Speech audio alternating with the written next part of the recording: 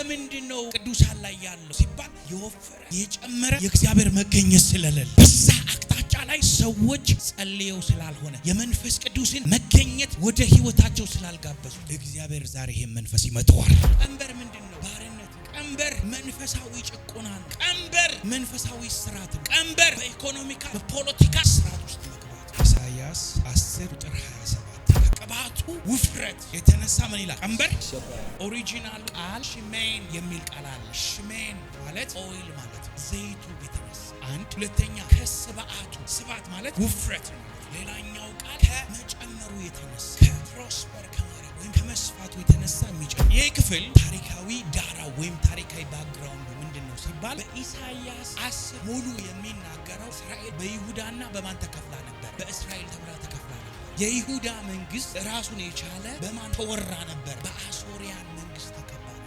ያኔ አሶሪያን ንጉስ እስራኤልን መቶ ምን ያደርግ ነበር? ጫና አምጥቶባቸው ነበር። ተይዘው ነበር። ግብር ይከፍሉ ነበር። ኃይል ነበረባቸው። ዮክ ነበረባቸው። ቁጥር 5 ላይ መቅጫዬ ነው። እስራኤላውያኖች እግዚአብሔርን ትተውት ነበር። እስራኤላውያኖች እግዚአብሔርን ሸሽተውት ነበር። መቅጫዬ ነው ብሎ የአሶሪያንን ንጉስና መንግስት ወደ እስራኤል ላከ። ይሁዳ የሚባለው የእስራኤልን ክልል እንዲገዛ፣ ግብር እንዲገብሩ፣ እንዲጨቅኗቸው፣ ባሪያ እንዲሆኑ አደረጋቸው። ይሄ ክፍል ብዙ ሰዎች የሚስማሙበት አንድ ንጉሱ ኢዮስያስ መጥቶ እግዚአብሔር ንጉሱ ኢዮስያስን ይቀባውና ኃይለኛ ያደርገውና ነፃ ያወጣቸው ከቅባቱ ውፍረት የተነሳ። ሁለተኛ ደግሞ አንዳንድ የመሲሁን መምጣትና የእስራኤልንና ልትመጣ ያለችውን አዲሷን ኢየሩሳሌም መምጣት ምልክት ያደርጋል። ሶስተኛው ሐሳብ ደግሞ የመንፈስ ቅዱስ መገኘት እስራኤላውያኖችን ነፃ እንዲያወጣቸው ከዛ ነው እግዚአብሔር መገኘት የተነሳ ቀንበር ይሰበራል። አሁን ብዙ ወንድሞቼ እህቶቼ ቢዝነስ ይጀምራል ግን አይሳካም። እዚህ ቤት ውስጥ ያላችሁ ሰዎች በማንኛውም አይነት ችግር ውስጥ ላላችሁ ሰዎች ከሚገኘው ከዚህ ከሚመጣው የእግዚአብሔር ሕልውና የተነሳ ቀንበር ይሰበርላችኋል። ቀንበር እግዚአብሔር ይሰብረዋል። አሜን። ኢሳይያስ 10:27 ጌታ ስም አነባለሁ። በዛን ቀን ሸክሙ ከጫንቃ ምን ሸክሙ ከጫንቃ ሸክሙ ከምኑ ላይ? ከጫንቃ ቀንበሩም ከአንገት ቀንበሩም ከምኑ ላይ? ከአንገት ላይ ይወርዳል። አያችሁ፣ ሸክም ከምን? ከጫንቃው ላይ። ቀንበሩም ከምኑ ላይ? ከአንገት ላይ ይወርዳል። እሺ፣ ቀንበሩም ከውፍረት የተነሳ ይሰበራል። ከምን የተነሳ? ከውፍረት የተነሳ ይሰበራል። ቀንበሩም ከውፍረት የተነሳ ይሰበራል። ክብር ለኢየሱስ ይሁን። አሜን። እንግሊዘኛው ቃል እንደዚህ ነው የሚለው because of the anointing the yoke shall be destroyed ይላል። ከቅባቱ ውፍረት የተነሳ ምን ይላል? ቀንበር ውፍረት የሚለው ቃል ትናንት አንድ ወንድሜ ማስታወቂያ ሲናገር ይሄ ክፍል የለም ውፍረት የሚል ቃል የለም እና እንደውም አሳየኝ ብሎ ጻፈልኝ። እኔ ሄድኩና የእንትኑን አጠናሁት የሂብሩን ኦሪጂናል ቴክስት አጠናው። ቅባት አይልም። እንደውም እንግሊዘኛው because of the anointing ነው የሚለው። because of the anointing የሚለው ቃል በተለምዶ የኪንግ ጄምሱ NIV ትራንስሌሽን ያስቀመጡበት ነው እንጂ ከጫንቃው ውፍረት ወይም ከአንገቱ ውፍረት የተነሳ ቀንበር ይሰበራል ነው የሚለው። አሜን። ኦሪጂናሉ ቃል ሽሜን የሚል ቃል አለ። ሽሜን ማለት ኦይል ማለት ነው። ከዘይቱ የተነሳ አንድ። ሁለተኛ ከስብዓቱ ስብዓት ማለት ውፍረት ማለት ነው። ሌላኛው ቃል ከመጨመሩ የተነሳ፣ ሌላኛው ቃል ከፕሮስፐር ከማድረግ ወይም ከመስፋቱ የተነሳ የሚጨምራል። ዛሬ እንደዚህ ብዬ ተነብያለሁ። እዚህ ቤት ውስጥ ያላችሁ ሰዎች በማንኛውም አይነት ችግር ውስጥ ላላችሁ ሰዎች ከሚገኘው ከዚህ ከሚመጣው የእግዚአብሔር ሕልውና የተነሳ ቀንበር ይሰበርላችኋል። አሜን። ቀንበር እግዚአብሔር ይሰብረዋል። አሜን። ይሄ ክፍል ሂስቶሪካል ባክግራውንዱ ምንድነው? ግን ኮንቴክስቱ ምንድነው? ታሪካዊ ዳራ ወይም ታሪካዊ ባክግራውንዱ ምንድነው ሲባል በኢሳይያስ 10 ሙሉ የሚናገረው እስራኤል በይሁዳና በማን ተከፍላ ነበር?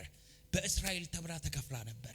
የይሁዳ መንግስት ራሱን የቻለ በማን ተወራ ነበረ። በማን ተወራ ነበር? በሶሪያኖች ወይም በአሶሪያን መንግስት ተከባ ነበር። ያኔ የአሶሪያን ንጉስ እስራኤልን መጥቶ ምን ያደርግ ነበር? ጫና አምጥቶባቸው ነበር። ተይዘው ነበር። ግብር ይከፍሉ ነበር። ኃይል ነበረባቸው። ዮክ ነበረባቸው።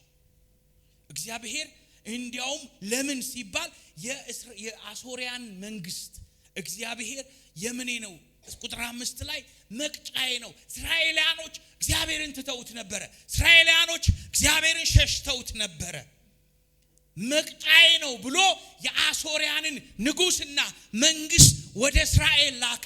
ይሁዳ የሚባለውን የእስራኤልን ክልል እንዲገዛ፣ ግብር እንዲከብሩ፣ እንዲጨቅኗቸው፣ ባሪያ እንዲሆኑ አደረጋቸው።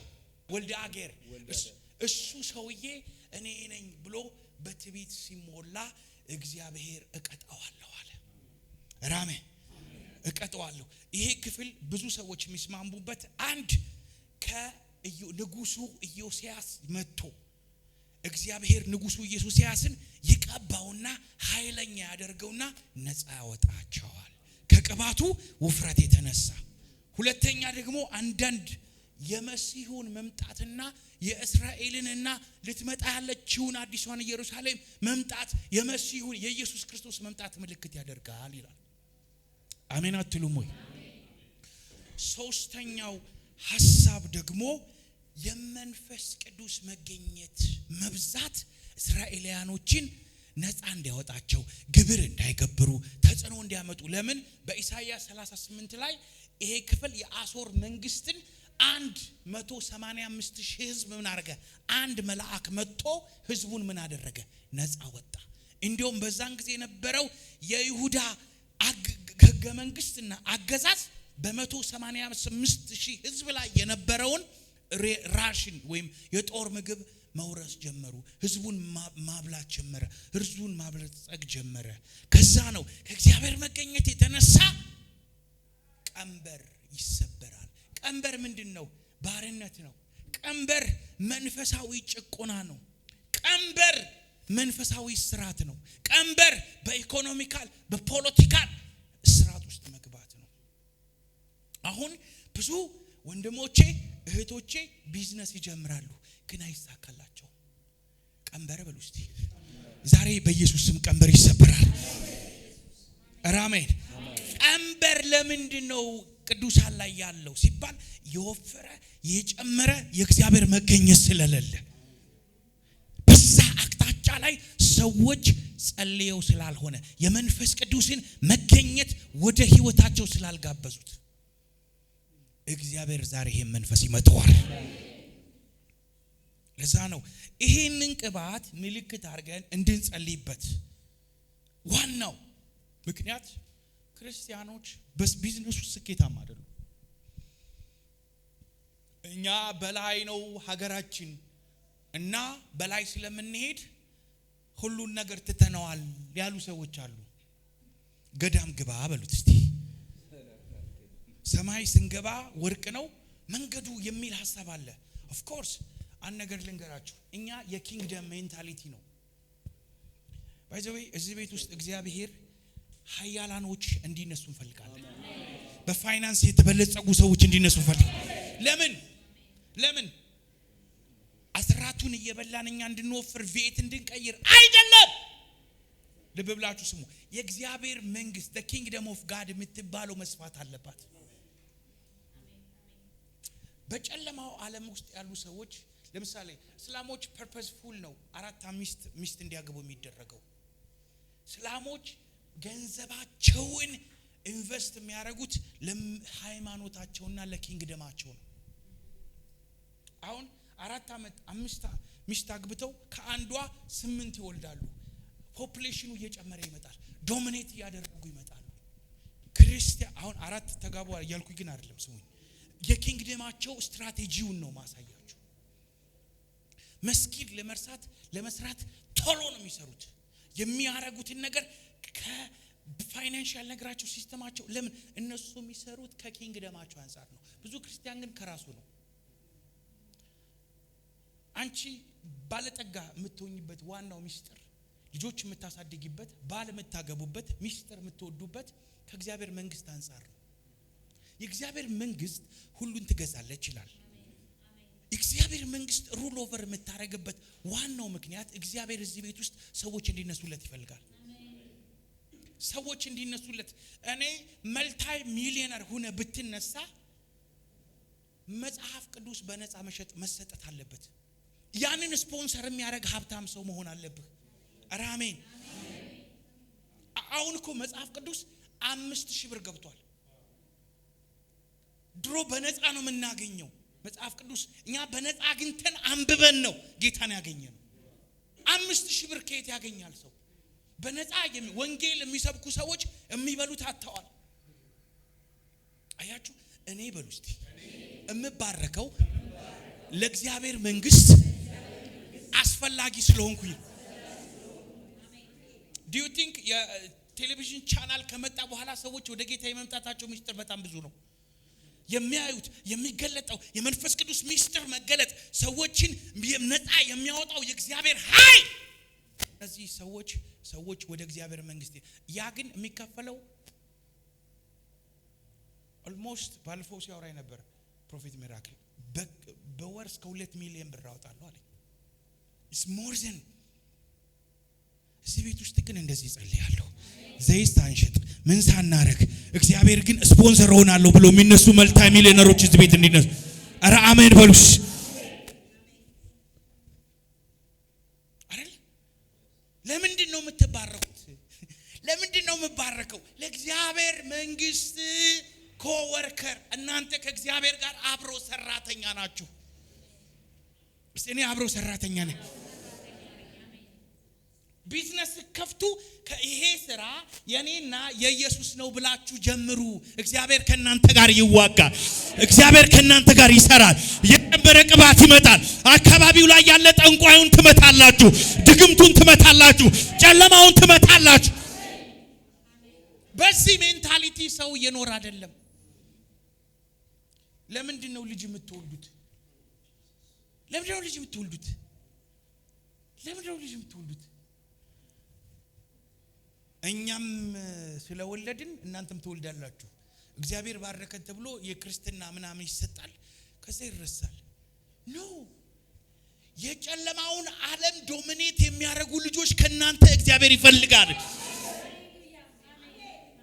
ትምህርት ቤታችሁ እኔ እኮ በጣም ብዙ ቪዥን እኮ ያለኝ የክርስቲያን ቪዥን ትምህርት ቤት ከፍታለሁ። ክርስቲያኖች የሚያድጉበት የዓለምን ነፃ የሚያወጡ የዓለም ብርሃኖች የሆኑ ልጆች። ቢዝነስ የሚሰሩ ሰዎች ለምንድን ነው ቢዝነስ የሚሰሩት? ልስፋ ብሎ አይኖቻችሁ ይገለጡ። ፕሮግራም ከመካፈል ያለፈ እኔ ለእግዚአብሔር እንደ ክርስቶስ ምንድናችሁ ነው የሚለው ጳውሎስ። ብልት ናችሁ፣ የክርስቶስ ኦርጋን ናችሁ፣ የእግዚአብሔር አካል ናችሁ። በጨለማው ዓለም ላይ ልታበሩ የእግዚአብሔር ብርሃናቶች ናችሁ፣ ከዋክብቶች ናችሁ። እናንተ የእግዚአብሔር በመስሪያ ቤታችሁ ልትገለጡ የምትችሉ ብርሃናቶች ናችሁ። የሰማይ አባታችሁን አይተው እንዲያከብሩ ብርሃናችሁ በሰው ሁሉ ፊት ሄሎ አሜን በሏ። አሁን እግዚአብሔር እዚህ አይነት ሰዎችን እንዲያስነሳ ይፈልጋል። እኔ ቃሊቲ ሱቅ ነበረኝ ከሚስቴ ጋር ሱቅ ከፈትንና በምንኖርበት ዘመን ውስጥ እዛ አካባቢ ያሉት ሱቆቹ ሁሉ ጣዋት ሚስቴ ትገባለች፣ እኔ እየጸለይኩ ነው የምውለው። ማታ ነው ምቀይራት 10 ሰዓት ላይ። በጣዋት 10 ሰዓት ላይ ሲሄድ ሚስቴ ሽጣ አታገኛም፣ አሸጥም። ቆብ አለብን፣ የቤት ኪራይ መክፈል አለብን፣ ሂደን ያመጣነውን ዕቃ ደግሞ መመለስ አለብን፣ አሸጥም። እኔ ሲሄድ ግን አትሞስፌሩ ይቀየራል፣ እግር መምጣት ይጀምራል። ዛሬ እንደዚህ አይነት ሰዎች መነሳት አለባቸው። የሆነ መሐመድ የሚባል ሰው አለ። እንዴት ናችሁ ሰላም ናችሁ ምናምን ብሎ አሻንጉሊቱን እጅ ጭኖበት ይሄዳል። ስሙኝ የምሬን ነው። የሆነ ቅባት ተቀብቶ አሻንጉሊቱን ጭኖበት ይሄዳል። ከዛ በላይ መጣ ሰው መጥቶ አልፎት ነው የሚሄደው። ከዛ ድንገት የምታገለግል ልጅ ላይ አጋንንት ጮኸ። ማን ሲባል እንደዛ ከጎረቤት ያለው ሱቅ ነው ድግምትን ያስደገምኩት አለ። ምንድነው ሲባል እናንተ ሱቅ ሰው እንዳይመጣ ሰው አልፎት እንዲሄድ እንዳያስተውሉ እንደዚህ የሆነ ሰው አለ የለም? እጃችሁን አውጡና አሳዩኝ። በቃ በንዴት እንድታሳዩኝ ይፈልጋሉ። እኔ ያለሁበት ታች ቤት ያለው ህንጻዬ ላይ ያልኩኝ ይሁንልኝ አሜን። ህንጻው ላይ እንዳለ ጴንጤ ዘግቶ ወጥቷል። እኔ ብቻ ነኝ ያለሁት። አያት አካባቢ ላይ ያለ እንዳለ ጴንጤ ዘግቷል። ፍርፍር ቤት የነበራት ነበርና ቤን እየሄዱ የሚበልበት ተዘግቷል። ዳለ ተዘግቷል። ሌሎቹ ግን እየሰቡ ነው የሚሄዱት። እየሰቡ ቸርቾች ታስተውሻለሽ ወደ 7-8 ነበር። አንድ ቸርች ያለችው የኛ ቸርች ናት።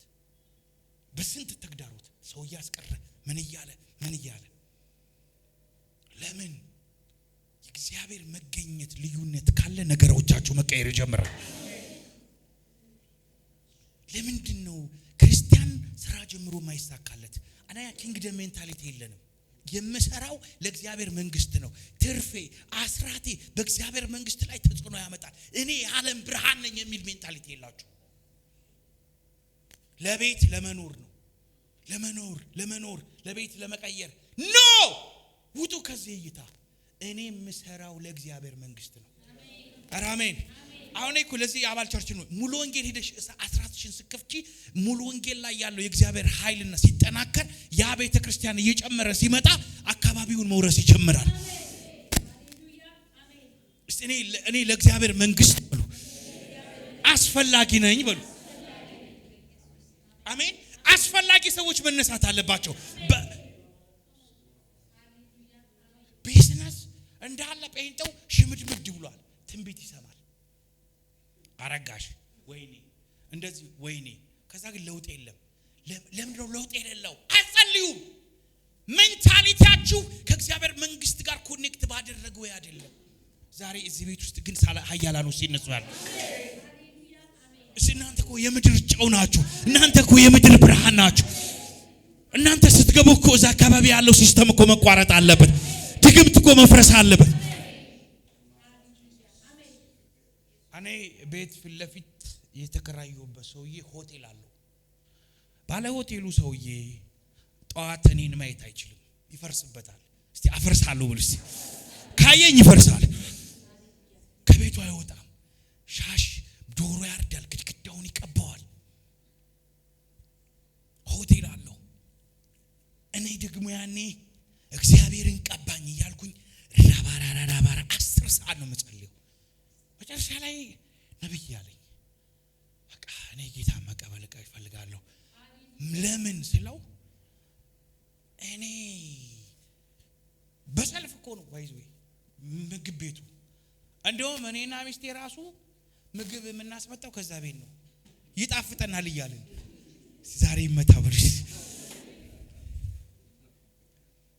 ምግብ ቤት ምንድን አድርገሃል ስለው 7 የእባብ አንገት ቀብረን መሬት ውስጥ ቀርበናል። ይሄኛውን ደግሞ በመገለጥ እዚህ ጋር ተነቅሳል ስለው አዎ ደብረ ዘይት እንደዚህ ለቢዝነስ ብዬ ተነቅሻለሁ አለ። ከዛ ልብስ ሰው ተውኛል አለ። ጋውኗን ለብሼ ገባ ወጣ ስል ቤቱ ሙልት ነው ይለዋል። ከጎን ያለችው አስቴር የምትባለው የሙሉ ወንጌል ሴትዮ ግን እንደ መሻ አይቀርም የሚለውን የፓስተር ካሳሁንን ከፍታ ፀሐዩን ቀን ሙሉ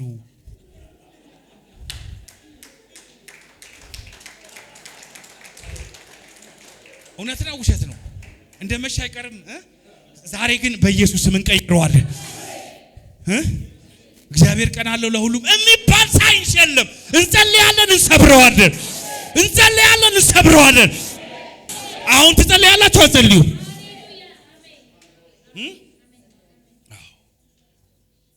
የሚጸልዩ ሰዎች ነገር ይቀይራሉ። መጽሐፍ ቅዱስ ላይ ሐዋርያት ሥራ ላይ አምጥቶ ያዕቆብን አስገደለው።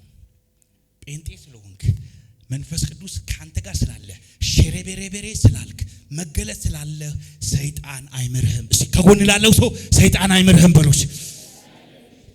አዎ ጴጥሮስ እኮ ኢየሱስ ጋር ጓደኛ ነበረ፣ የኢየሱስ ደቀ መዝሙር ነበረ፣ ምስጢር የሚሰማ ሰው ነበረ። ያዕቆብ ዋን ኦፍ የኢየሱስ 3 ደቀ መዛሙርቶች አሉት፣ ዮሐንስ፣ ያዕቆብ፣ ጴጥሮስ። the closest friend, the closest disciple፣ የቅርቡ ሰው ነው። ባለመጸለያቸው ማንን ገደሉት? ያዕቆብን ገደሉት። ያዕቆብ ምን አይነት መልእክት ያመጣልን ነበር አስባችሁ ታውቃላችሁ? ጴጥሮስ ያመጣው መልእክት፣ ዮሐንስ ያመጣው መልእክት፣ ያዕቆብ በመንፈስ ቅዱስ አማካኝነት ምን አይነት መልእክት አምጦልን ነበር? ያዕቆብ መልእክት ባይዞ የኢየሱስ ወንድም ነው። ያኛው ነው። ያንን አስገደለው። አጨበጨቡለት። አይሁድንም ደስ ባሰኘ ሐዋርያት 12 ላይ ነው። ደስ ባሰኘ ጊዜ ምን አደረገ ይላል? ጴጥሮስን አምጡልኛል። አሁን ይሄ ነገር ጉዳዩ ወደኔ እየመጣ ነው አሉ። አሁን እናንተ ሱቃችሁ እየተዘጋ እየቀየራችሁ ከሱቅ ሱቅ እየቀየራችሁ ተሟርቶብኛል እያላችሁ ነው። ቀጥቅጠሽ ለአንዴና ለመጨረሻ ጊዜ በስተሽ ሰፍተሽ መኖር ትችያለሽ። ምረጡ። በቃ የእናንተ ምርጫ ነው ይሄ ዛሬ። ነገሬ ተዘግቷል፣ ነገሬ ተበላሽቷል። ተነሻንቻው ነገርሽ ተበላሽቷል። አዎ ነገርሽ እያልሽ ነው። እግዚአብሔር ግን ከጥቂት ነገር ተነስተሽ ስሰፊ ስበጂ ሲጨምሪ እግዚአብሔር ግን ካንቺ ጋር ነው። ጸሎት ካንቺ ጋር አለ። እሳት ካንቺ ጋር አለ።